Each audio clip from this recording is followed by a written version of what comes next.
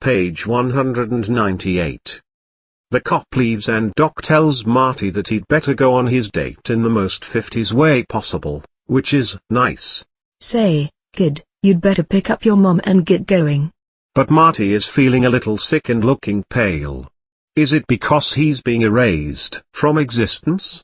No dude, he's just nervous because this little champ has got a busy night ahead of him. In fact, Marty didn't feel so good.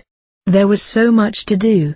Marty reminds himself and us, since we are easily distracted readers who have already lost the plot, of the things he has to do tonight. Get mum and dad together. Time a run through downtown Hill Valley just right while driving faster than anyone has ever gone on Main Street. Hope that Doc's calculations are correct. And Marty is stressed. For the first time, he felt that he was truly balancing a tightrope between three separate worlds, 1985, 1955 and death. This is an awesome if confusing metaphor, as my puny human mind cannot envision an un-Euclidean tightrope that straddles three separate dimensions at once. But whatever, I'm sure theoretical hyper-tightropes make this trivial. As I was saying, Marty is stressed. If the lightning bolt did not function in exactly the same manner as plutonium, Marty would end up buried in the back wall of the Bank of America. Or perhaps he and the DeLorean would be hurled in some sort of imperfect space-time orbit that would deposit them in Kansas, Afghanistan, or Irkutsk. Strangely, however, he knew that he could face those tests. What bothered him more than anything was having to deal with his parents, particularly Mum. Who wants to deal with parents, am I right? I know I'd rather be hurled through some imperfect orbit into Irkutsk. It's in Siberia. Doc senses Marty's mental turmoil, and asks him what the deal is, and Marty says, I guess it's this whole thing with my mother. And oh boy, we will have deal with that. It is actually a whole thing. It's kinda awful. Page 199. Okay, so this is one of those pages I dog-eared the first time I read the book, due to how crazy it is. And yeah, they got as far as filming this scene, and then they cut it, and wow, good decision. Let's begin. I'm not cutting out any dialogue here. First, we get some time travel laughs. What's the problem? Hitting on her is the problem. Hitting on her? Brown repeated, frowning. You didn't mention beating her up. I thought George was supposed to beat you up.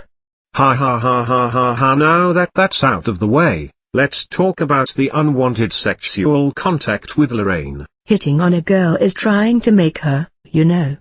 Marty said, yes. Take liberties. What's so terrible about that? Doc replied, she's my mother. Not yet, she isn't. What? What? How does that make any sense? Doc is super pervy, being all look dude, she hasn't given birth to you yet, so she's not your mom yet, go to town on her already. P.S. Doc is 35 years old at this point in the story. Doc finally concedes the point. That doesn't make any difference. Marty said. All right. I see your point. But if you consider it from a strictly practical standpoint, you'll be a lot closer to her than whatever you do tonight. Doc replied. Yeah, but as a baby. What? What? What? I feel like I'm having trouble parsing this, but is Doc saying that as a baby Marty traveled through her birth canal, so they've already been close? This book. This is awful. I did not want to talk about birth canals today. Maybe he's talking about breastfeeding?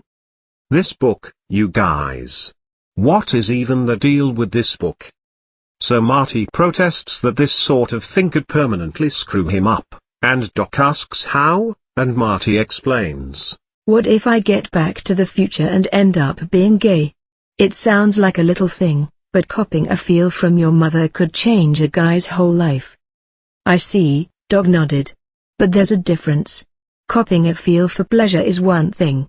Copying a feel to accomplish a serious and moral purpose is another. Therefore, I don't think you have to worry about a damaged psyche. Especially if you put the feel in the same category as setting her leg after an accident. Marty brightened a bit, or performing mouth-to-mouth resuscitation, he added. Sure, Doc replied. Whatever that is. Ah yes. Casual homophobia. I've also been reminded that I am from the past, so what is CPR? Gag from the last page was indeed recycled for the second film, where Marty comes up on an unconscious Biff and says, "Stand back, I know CPR," and people say, "What's CPR?" This scene is also notable for being the only appearance of Wallet Guy in the series, a fan favorite.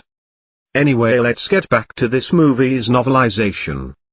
After the insane page we were on, Marty pulls out that photo of his family and sees that every bit of his sister Linda was gone except her feet. That prompts this exchange, which I kinda like actually.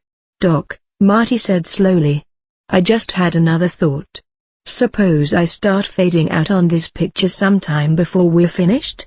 Do you think when the head goes in the photo my brain will cease to function? Doc Brown looked Marty directly in the eyes and responded without the slightest hesitation. Beats the heck out of me, he said. And boom, chapter over. I like Doc's admission that he kinda has no idea what's going on, even though Marty's question is kinda silly.